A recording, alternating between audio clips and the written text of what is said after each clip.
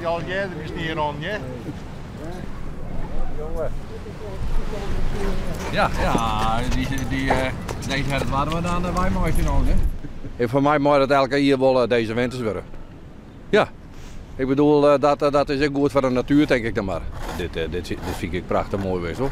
Ja. Een beetje in de sneeuw, omhijstering en dat soort dingen, een beetje koud. Daar hou ik wel voor. Ja, ja. Maar dit waar hij om meer dan bij de simmer? Het hoeft voor mij net zo warm. Weet je wat? Als het koud is, dan kiest het geen klaaien. Ja. Maar in de simmer net, als het zo heet is en dat soort dingen, op een gegeven moment houdt het op. Hè? Dan haast de onderbroek gewoon en dan is het gebeurd. Ja. En dan gaan de mensen niet naar binnen. Dus zo gaat dat maar. Dit mag voor mij elke keer wel komen. Als het van de week het zet er jongen. Ik bedoel, hoe heet het, en als het mooi dik is, dan maken we het weer even een sneeuwvrijmaatje nog. Ja. Dus en dan kunnen de benen weer op. Op een ijsbaan? Op een ijsbaan, nou sure, dat is, simmers een keertje weer op, is toch? Ja.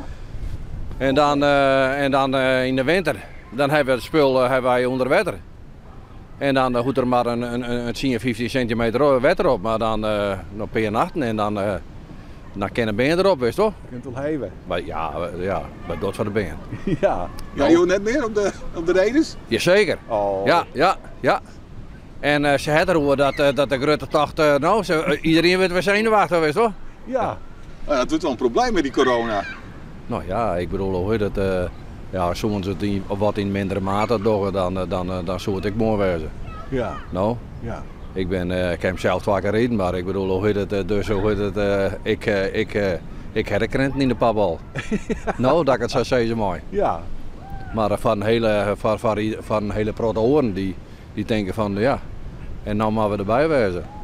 Dat zou mooi wezen, toch? Ja, maar ja, het wordt net zo'n volksfeest natuurlijk als...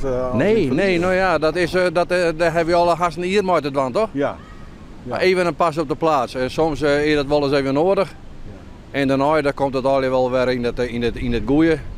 En dan gaan we verder hier, maar rekken niet. Zit je nog in het werk? Ik werk nog 3 dagen. Oké. Ik ben 36 jaar militair geweest. Sindsdien heb ik ben de eerste 2 jaar als buschauffeur aan de gang geweest. Nou, toen heb ik op een veenwerk gestruind. Het scannen van het kjelm. Oh. Ja, en nu werk ik al een 4 wie bij Gerrit van der Meer in de Ronde-Riep. Dak- en schenkwerk. Oké. Dus ik maak je mooie schenkengootjes, weet je toch? Ja. Dat hoef ik nou net om te beginnen, maar, nee. Maar dat schenk breekt die onder de hand mooi. Ja.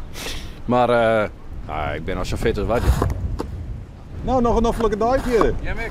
En dan succes met het spul, hè?